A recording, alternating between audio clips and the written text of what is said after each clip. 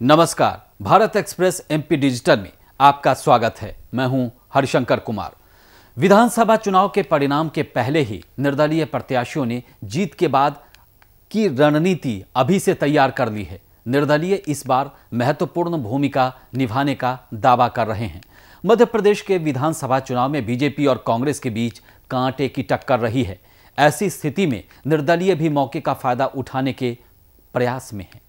मध्य प्रदेश के बीजेपी और कांग्रेस के बागी निर्दलीयों ने आपस में बातचीत कर एक रणनीति तैयार कर ली है। उनका कहना है कि जिस प्रकार से राजनीतिक दलों ने उनके साथ वादा खिलाफी की है, उसका जवाब चुनाव परिणाम आने के बाद दिया जाएगा।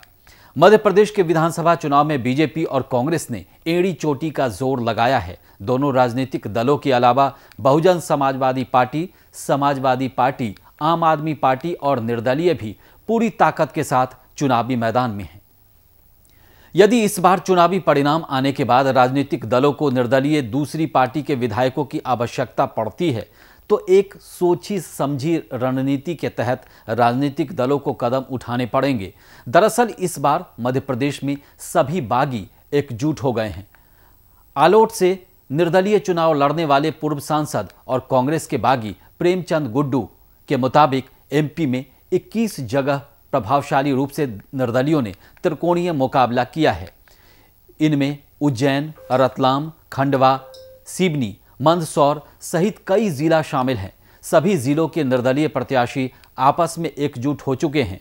इस बार निर्दलीय विधायक ही सरकार तय करने वाले हैं। बीजेपी के भी कई बागी मैदान में हैं। यह पहला मौका है जब मध्य प्रदेश में बीजेपी के कई बागी नेता पहली बार पूरी ताकत के साथ मैदान में उतरे। इनमें बीजेपी के पूर्व प्रदेश अध्यक्ष और सांसद नंद कुमार के पुत्र भी शामिल हैं। इसके अलावा महिदपुर से बीजेपी के बागी प्रताप आर्य ने भी कड़ी टक्कर दी है।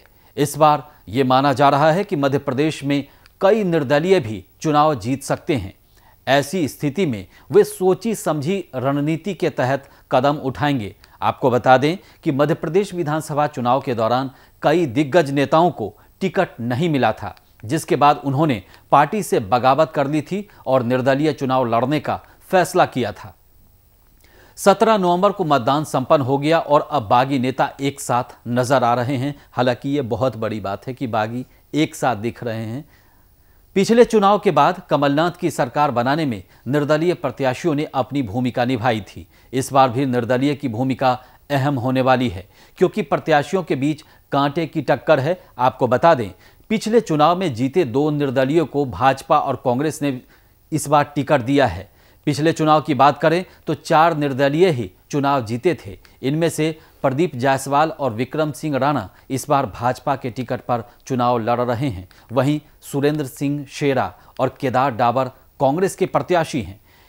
इसके पहले 2013 में दिनेश राय मुनमुन, सुदेश राय और कल सिंह भाबर निर्दलीय चुनाव जीते थे। तीनों अब भाजपा के टिकट पर चुनाव लड़ रहे हैं। कुल मिलाकर देखा जाए तो भले ही नेता निर्दलीय चुनाव जीत जाते हैं, पर उनका झुकाव किसी न किसी दल की ओर रहता ही है।